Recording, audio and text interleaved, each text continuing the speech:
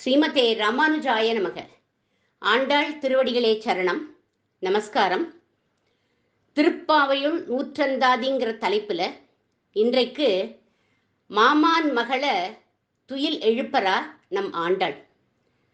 நாமும் அவளை எழுப்புவோம்.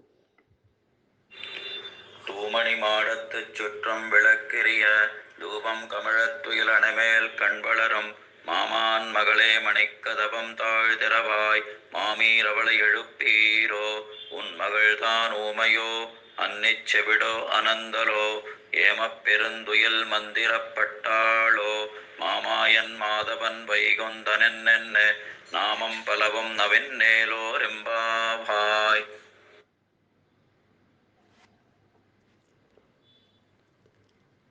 நாம சங்கீர்த்தனம் பண்ணினா எப்பவும் நிம்மதியாக இருக்கலாம் அப்படிங்கிற அறிவுரை சொல்லப்படுறது இந்த பாசுரத்தில். இந்த பாசுர பெண்மணிய மாமான் மகளே அப்படின்னு அழைக்கிறா ஆண்டாள். இந்த பெண் ஆண்டாளுக்கு மாமான் மகளா அப்படின்னா இல்லை. பின்னையே மாமான் மகள்னு அழைக்கிறா.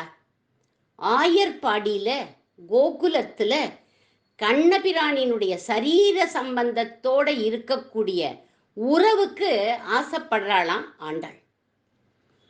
சாதாரணமா பந்துக்கள் ரெண்டு விதம் அப்படின்னு சொல்லுவா. தேக பந்துக்கள், ஆத்ம பந்துக்கள். அப்பா அம்மா கூட பிறந்த உறவுகள் இவெல்லாம் தேக பந்துக்கள். ஆச்சாரியன், குரு, பாகவதர்கள், மகான்கள் இவெல்லாம் ஆத்ம பந்துக்கள். இவாதான் நமக்கு ரொம்ப நெருங்கினவர்கள். இவர்கள் நம்மளை அழகா பகவானோட திருவடியில கொண்டு போய் சேர்த்துடுவா. தேக பந்துக்களை அனுகூல சத்ரு அப்படின்னே சொல்லுவா. ராமானுஜருக்கு கைங்கரியம் பண்ற வடுக நம்பிகளை ஆந்திரபூர்ணர் அப்படின்னு சொல்லுவா. இவரை பார்க்கறதுக்காக இவருடைய தேக பந்துக்கள் சிலர் வந்தார்கள். சில நாட்கள் இவரோடையே தங்கிட்டு அவ கிளம்பி போயிட்டார். அவளுக்கு சமையல் பண்ணி போட்ட பாத்திரங்கள் எல்லாத்தையும் கொண்டு போய் குப்பை தொட்டியில போட்டுட்டார் இவர். ஏன்னா தேக பந்து அப்படின்னு பயப்படுறார் அவர். இவாளால பகவான் கிட்டையும் ஆச்சாரியன் கிட்டையும் இருக்கிற தியானம் குறைஞ்சு போயிடுத்தே அப்படின்னு பயப்படுறார் அவர். பாத்திரங்கள்லாம் குப்பை தொட்டியில போட்டுட்டு ராமானுஜருடைய சிஷ்யர் முதலியாண்டான் வீட்டுக்கு போய் அவர் பயன்படுத்தின பழைய பானை சட்டிகள் எல்லாம் வாங்கிட்டு வந்தார். அவர் சொன்னார், சுவாமி என்கிட்ட புதுசு இருக்கு, அதை நான் தரேன், ஏன் இப்படி பழைய பானை சட்டிகள் எல்லாம் வாங்கிட்டு போறேன் அப்படின்னு கேட்டார். இல்லை இல்லை, எனக்கு அதெல்லாம் வேண்டாம், எனக்கு நீங்க பயன்படுத்தின பழைய பானைகள் தான் எனக்கு வேணும். இதுல நீங்க தளிகை பண்ணி சாப்பிட்டுருப்பேள், இதுல நான் தளிகை பண்ணி சாப்பிட்டா எனக்கு நல்ல புத்தி வரும், பகவான் எனக்கு கிடைப்பான், ராமானுஜர்கிட்ட எனக்கு பக்தி வளரும் அப்படின்னு சொன்னார். ராமானுஜருக்கு தளிகை பண்ணி போடுற வடுக நம்பிகளே தேக பந்துக்களை பார்த்து பயப்பட்டார் அப்படின்னா நாம் எல்லாம் எப்பேற்பட்ட குப்பையில இருக்கோம் பாருங்க. ராமானுஜருடைய மற்றொரு சிஷ்யர் கிடாம்பி ஆச்சான் அப்படின்னு பேரு. அவர் ஆச்சாரிய பக்தி, அவருடைய ஆச்சாரிய பக்தியை பார்த்தா ஆத்ம பந்துவோட இம்பார்ட்டன்ஸ் நமக்கு புரிஞ்சு போயிடும். ஸ்ரீரங்கத்தில் மாதுகர பிக்ஷைக்காக ராமானுஜர் எழுந்தருள்றார். மாதுகர பிக்ஷைனா பிக்ஷை வாங்கி சாப்பிடணும். அதுக்காக அவர் போயின்னு இருக்கார். அந்த பிக்ஷையில சில விஷமிகள் விஷம் இட்டுட்டார். அந்த அன்னத்தை போட வந்த பெண்மணிக்கு குமுறி குமுறி அழுகையா வந்தது. அவளால் தன்னுடைய கணவருடைய பேச்சை மீற முடியல. இவள் அன்னம் இட்டுட்டு என்ன பண்ணினா, ராமானுஜரை சேவிச்சு பிரதட்சணம் வந்தா. அன்னம் இடுற போது அப்படி பண்ணக்கூடாது அப்படிங்கிற ஒரு சாஸ்திரம் இருக்கு. ஆனா அவரை சேவிச்சு அவரை பிரதட்சணம் வந்துட்டு போயிட்டார். இதுல ஏதோ அந்த பெண்மணி சூச்சிப்பிக்கிறாள்னு தெரிஞ்சுட்டு அந்த அன்னத்தை கொள்ளிட ஜலத்துல போட்டுட்டு வெறும் நீரை மட்டும் பருகிட்டு சுத்த உபவாசம்னு உட்காந்துட்டார் நம்ம ராமானுஜன். ரங்கனே கதின்னு நிற்கிற எனக்கு ஏன் இப்படி பண்ணா, என்னை கண்டு ஏன் இந்த அசூயை அப்படின்னு வருத்தப்பட்டார். அவளை கோபிச்சுக்கல. 3 நாள் உபவாசம்னு உட்காந்துட்டார். எல்லா சிஷ்யாலும் ராமானுஜர்கிட்ட வந்து பிரார்த்திச்சுண்டா. ஒன்றுமே பலன் இல்லை, நான் உபவாசம் இருப்பேன் 3 நாள் அப்படின்னு உட்காந்துட்டார். 3ஆவது நாள் விஷயம் அறிஞ்ச இவருடைய ஆச்சாரியன் திருக்கோஷ்டியூர் நம்பிகள் வரார். ஆச்சாரியன் வந்தால் அவரை விழுந்து சேவிக்கணும். அதனால அந்த கொதிக்கிற மணல்ல ராமானுஜர் விழுந்து விழுந்து சேவிக்கிறார். எழுந்திருப்பா போரும்னு அவர் சொல்லவே இல்லை. எப்போதுமே ஆச்சாரியன் நம்ம விழுந்து சேவிச்சுட்டே இருக்கணும். அவ எழுந்துரு போரும்னு சொன்னாதான் எழுந்துக்கணும். உடம்பு மணல்ல வெந்து போறது, கோடை வெயில் வேற, உஷ்ணம் தாங்கல. எல்லா சிஷ்யாலும் பார்த்துட்டு இருக்கா. பதபதச்சு நிற்கிறா, கண்கள்ல கண்ணீரோட நிற்கிறா. வாழலாம் கிடாம்பி ஆச்சான்கிற சிஷ்யர் இது என்ன குரு சிஷ்ய லட்சணம் அப்படின்னு அழுத்துண்டார். ஏன்னா எழுந்துருன்னு சொன்னாதான் ராமானுஜர் எழுந்துப்பார். அந்த குருவோ அந்த ஆச்சாரியனோ திருக்கோஷ்டியூர் நம்பிகளோ சொல்லவே மாட்டேங்கிறார். கிடாம்பி ஆச்சானுக்கு ராமானுஜரிடத்துல உள்ள ஒரு அபிமானம், அவரால் இதை தாங்கிக்கவே முடியல. அப்பேற்பட்ட ஒரு அபிமானம் அவர் பேர்ல. இதை பார்த்து இந்த காட்சியை அவரால் தாங்கிக்க முடியல. பொறுமையா உங்க குரு சிஷ்ய லட்சணம் அப்படின்னு கத்திட்டார் அவர்.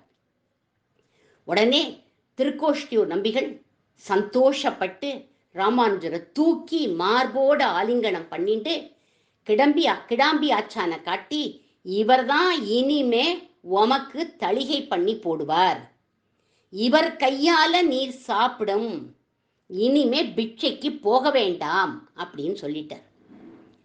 ஏன் இப்படி ஒரு பரீட்சை?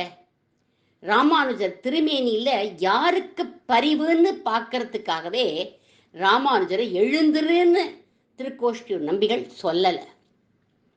ராமானுஜர் மணல்ல விழுந்து கிடந்ததை பார்த்து கிடாம்பி ஆச்சானுக்கு குமரிர் தூ அப்படிங்கிறத தெரிஞ்சுக்கிட்டார் அந்த திருக்கோஷ்டியூர் நம்பிகள். இவருக்குத்தான் பரிவு அப்படின்னு தீர்மானம் பண்ணிட்டு, அவர் தீர்மானம் பண்ணினதை யதிராஜ வைபவம் அப்படிங்கிற கிரந்தத்துல கிருஷ்ணபிரேமி சுவாமிகள் சொல்றார். தத்யுத்கதம் தம் பிரணதம் யதீஷம் தத்தேகமானி பிரணதாத்திஹார்த்தம் சம்சேபிதாம் ஸ்ரீகுரு நித்யபிக்ஷா யுததிஸ்தௌச ததா கரோச்ச. ஆத்மபந்துவான ராமானுஜரே கதின்னு இருந்தார்கள் ராமானுஜருடைய சிஷ்யர்கள்லாம். இவர் எல்லாருக்கும் மேல, எல்லா சிஷ்யாளுக்கும் மேல கூரத்தாழ்வான்கிற சிஷ்யர் ஒருபடி மேல போயிட்டார். அவர் ராமானுஜருடைய சரீர சம்பந்தம் வேணும் அப்படின்னு அவர் ஆசைப்படுறார். எப்படி ஆண்டாள் கண்ணபிரான் சரீர சம்பந்தத்தோட, கண்ணபிரான் சரீர சம்பந்தத்தோட இருக்கக்கூடிய உறவுக்கு ஆசைப்பட்டு மாமான் மகளேன்னு சொன்னாலோ, அந்த மாதிரி கூரத்தாழ்வானும் ஆசைப்படுறார் சரீர சம்பந்தத்துக்கு, ராமானுஜருடைய சரீர சம்பந்தத்துக்கு. ராமானுஜரை விட்டு பிரியாத பிராதானிய சிஷ்யர்கள் கூரத்தாழ்வானும் முதலியாண்டானும். 2 பேரும் ராமானுஜருக்கு திருதண்டம் பவித்திரம் போல.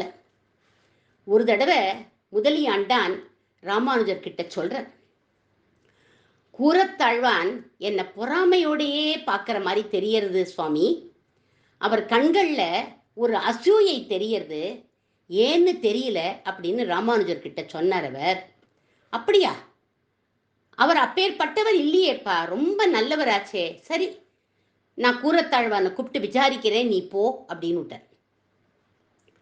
கூரத்தாழ்வானை கூப்பிட்டு விசாரிச்ச அவர் ஒத்துண்டார். ஆமா, ராமானுஜர் கிட்ட சொல்றார் கூரத்தாழ்வான், நாங்க 2 பேரும் ஒரே மாதிரி தான் உம்மகிட்ட படித்தோம், ஒரே மாதிரி தான் விஷயங்களை நாங்கள் 2 பேரும் தேக்கி வச்சுட்டு இருக்கோம்.